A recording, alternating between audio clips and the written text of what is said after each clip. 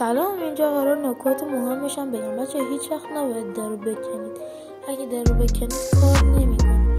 حتما باید در رو بذارید و یادتون باشه قبل از اینکه در رو بذارید در رو باز کنید، یا اگر هنوز اتاق نساختید برید اونور دیوار در رو باز کنید. مثل اینجا من نمی‌برم داخل رو باز کنم.